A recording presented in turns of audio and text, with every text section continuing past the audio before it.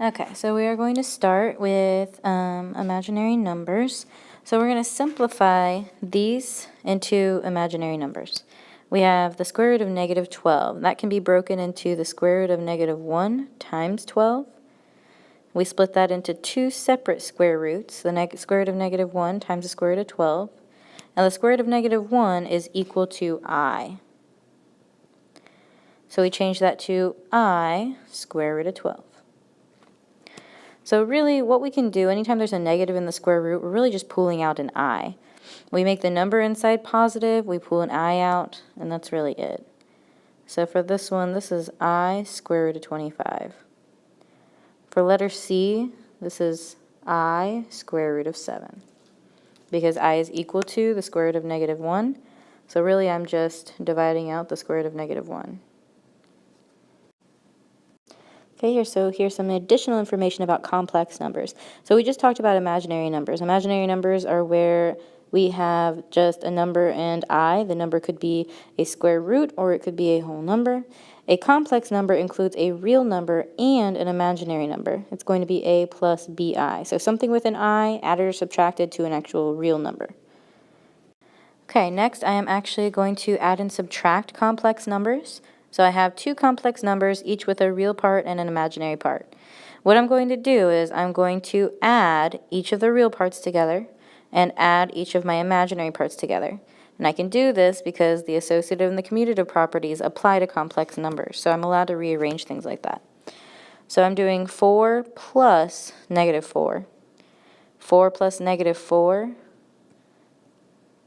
gives me 0. And then I'm also doing negative 3 plus positive 3. So negative 3i plus positive 3i is going to also give me 0. So 0 plus 0 gives me 0.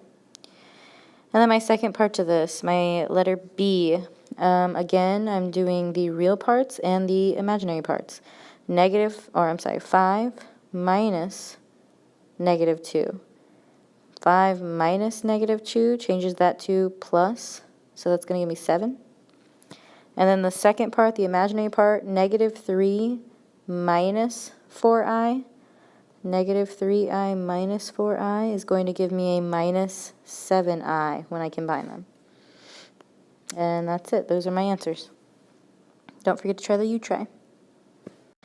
Okay, for the next one, I am multiplying complex numbers now. So for this first example, this is basically the equivalent of distributing.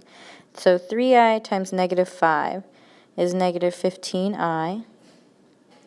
3i times a positive 2i, that's actually going to give me a positive 6i squared because of the I times I.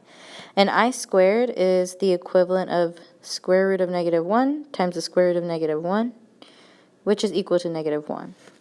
So I'm actually going to rewrite this. Negative 15i plus 6 times negative 1.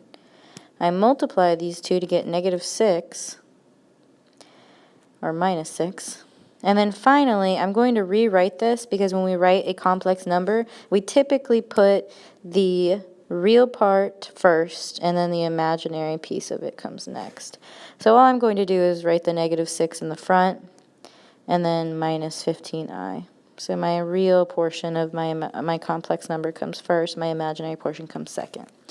For the second problem, I've got two binomials, so we FOIL. 4 times negative 1 is going to give me negative 4. 4 times negative 2i is going to be negative 8i. Then I do my inner terms. 3i times negative 1 is negative 3i. And then finally my last terms, 3i times negative 2i is going to be negative 6i squared. So again, we are going to have to simplify this I squared.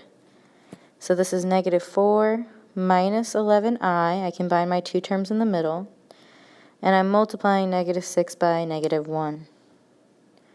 So simplifying this further, I end up with a positive 6. And then finally, combining these two like terms, I get 2 minus 11i. Okay, and then I am going to move on to my third problem. So again, I am FOILing. Negative 6 times negative 6 is positive 36. Negative 6 times negative I is going to give me positive 6I. And then I times negative 6 will give me negative 6I. And finally, I times negative I will give me negative I squared. These two binomials are what we call complex conjugates. We have plus I minus I. So we combine the two terms in the middle. We get 36. These two terms cancel out. So minus I squared. Positive 6I, negative 6I will cancel. And then, of course, the I squared, remember, is negative 1. So this is actually minus negative 1. When we simplify, 36 plus 1. And so our final answer is 37. Anytime we multiply complex conjugates, which is what these are called, then we end up with a number without an I. Okay, and now we're going to look at dividing complex numbers. So to divide complex numbers, we multiply by the complex conjugate of the denominator. So the complex conjugate of 3i is going to be negative 3i. We're going to multiply both the top and the bottom by negative 3i. So remember, this is the equivalent of distributing the negative 3i. So negative 3i times 9 is negative 27i. Negative 3i times 12i is going to give us minus 36i squared. And then on the bottom, 3i times negative 3i is going to give us negative 9i squared. So we are going to have to simplify the I squareds. Remember, that's the equivalent of negative 1. So I'm going to have negative 27i minus 36 times negative 1 over negative 9 times negative 1. So I end up with negative 27i plus 36 over 9. And then I'm going to have to split these apart. I'm going to split this into negative 27i over 9 plus 36 over 9. And these simplify. Negative 27 over 9 is negative 3, so this will be negative 3i. Plus 36 over 9 is going to give us 4. And then typically the real number comes first, so I will write this as 4 minus 3i. And that is my answer. For the second one, I am going to multiply both the top and the bottom by the complex conjugate of the denominator.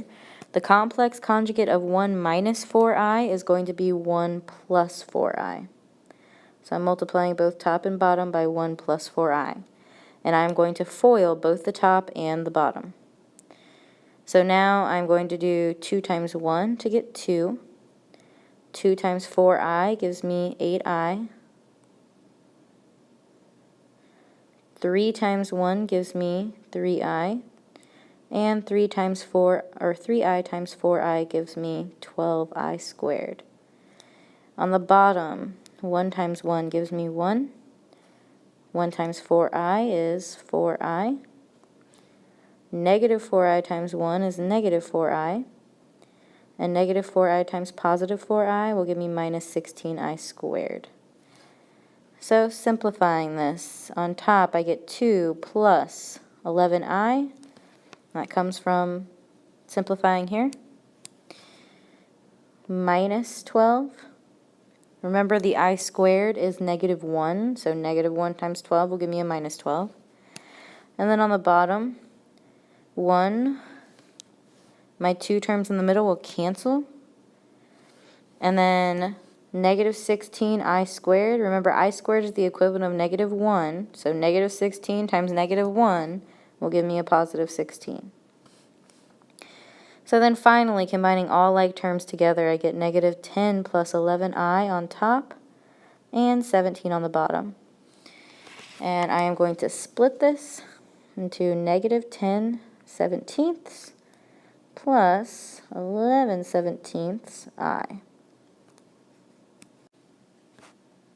Okay, finally we're moving on to finding imaginary solutions.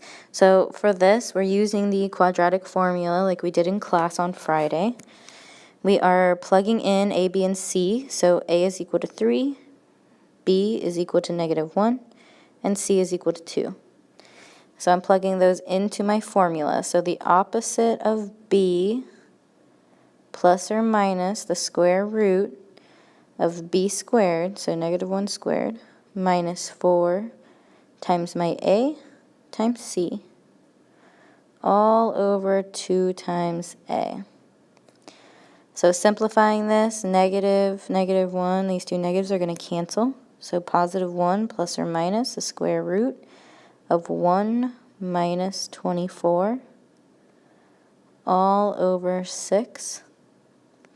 So this time when we simplify, we end up with negative 23 in my square root. Okay, so what I want to do is I want to write this using complex numbers. Because I have a negative 23 under the square root symbol, that means that I can take an I out of it, like we did on the first slide. This splits into negative 1 times negative 1 times 23, and the square root of negative 1 is I. So this is the same thing as I, square root of 23 over 6.